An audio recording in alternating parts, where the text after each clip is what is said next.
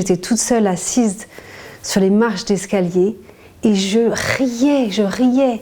Et je découvre que les livres ont ce pouvoir fou mais c'est comme un pouvoir physique, de vous faire octer le corps entier de plaisir.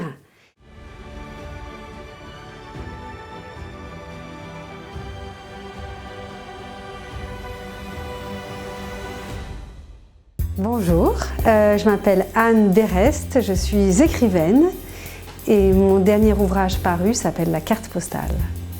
Je me souviens d'un jour où j'ai compris que les livres étaient une chose extraordinaire. J'étais enfant et je lis un livre qui s'appelait, traduit, Fantasia chez les Ploucs, d'un auteur américain qui s'appelle Charles Williams. Et alors je découvre ce livre, je dois avoir 8 ans, 9 ans, et découvrant ce livre, je découvre que les livres peuvent vous faire éclater de rire. C'est-à-dire que le livre était tellement drôle que je me souviens, j'étais toute seule assise sur les marches d'escalier et je riais. Et je découvre que les livres ont ce pouvoir fou mais c'est comme un pouvoir physique, de vous faire octer le corps entier de plaisir. Et alors, ce jour-là, je n'ai plus jamais regardé les livres de la même façon.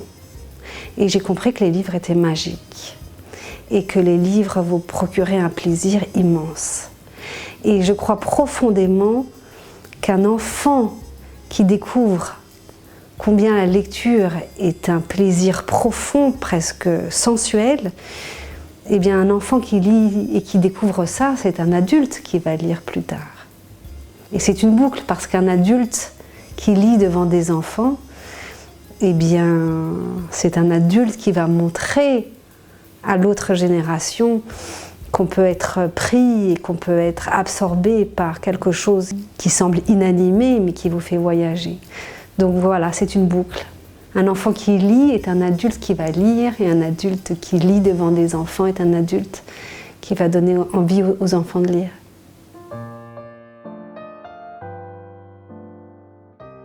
Moi, j'ai toujours su que j'avais envie d'être écrivaine, mais je sentais que ça n'allait pas être facile et puis je ne savais pas si j'en avais la capacité ou le talent et au fond, ce qui me plaisait, c'était de travailler avant tout dans ce monde des livres. Et j'ai eu la grande chance de commencer par travailler de l'autre côté du miroir. Dès l'âge de 20 ans, j'ai commencé à apprendre à ce que c'était que fabriquer des livres, à apprendre un calage en machine, à apprendre ce que c'était qu'un chromalin, à apprendre ce que c'était que le grammage d'un papier, ce que c'était la différence entre un papier couché et un papier non couché, à apprendre tous les métiers d'une maison d'édition, à apprendre l'importance des uns, des autres, à connaître les signes de correction.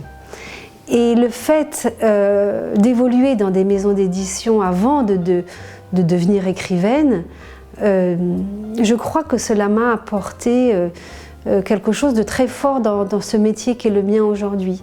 C'est-à-dire de comprendre quel est exactement le travail de ceux qui poussent, qui aident et qui accompagnent mon livre. Et donc ça, voilà, je suis très heureuse d'être passée par toutes ces années de fabrication du livre.